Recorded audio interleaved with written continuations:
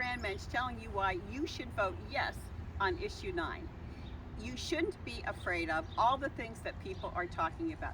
You shouldn't be afraid we're not going to be able to build anything here even when we win issue 9. Of course we're going to be able to do that. We are a smart, creative, energetic city. Other cities do this all the time. The city has the money for the foundation for the park, and we can certainly raise and work to get the rest of the money. We can afford it. We are not a poor community. Other cities do it, so can we. People are saying, oh, you can't do anything, you can't construct anything because of the language in your ordinance. You know what? The construction's already started by Flaherty and Collins.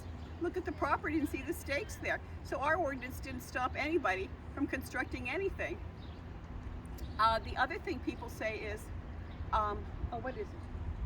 Oh, the development agreement signed. You can't change anything. Yes, you can. The development agreement included some aspects of the design, but the best thing about this development, the best thing about it was added after the development agreement was signed. They added the work-live spaces.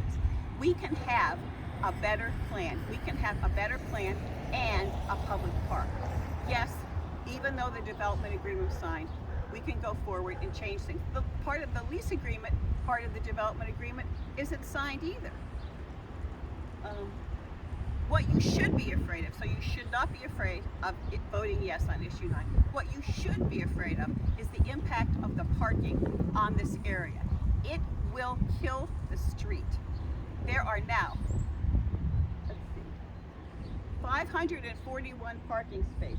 There's going to be 152 parking spaces once the development as planned goes in. How many times do you think, particularly in the bad weather, the people from Shaker Heights and from Beechwood and University Heights and Lyndhurst are going to drive into Cedar Lee area to go to a movie and have dinner when they realize that they have to park in the parking garage? They will come once, but they won't come back. This could really boomerang and, as I say, really hurt the businesses there, which we strongly support.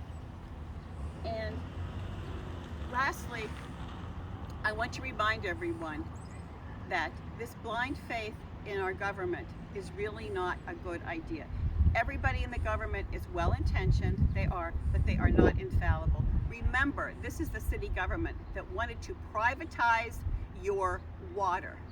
And this is the city government that is unleashing, and this is in the development agreement, they're unleashing crony capitalism, feral capitalism on us.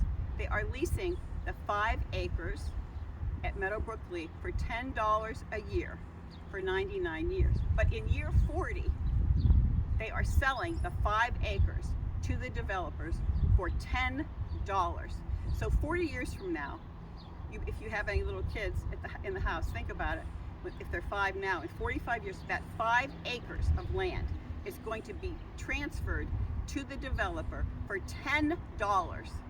Okay, so that's why you should be scared of what's going on, but you should not be scared of voting yes on issue 9. Thank you. That's okay.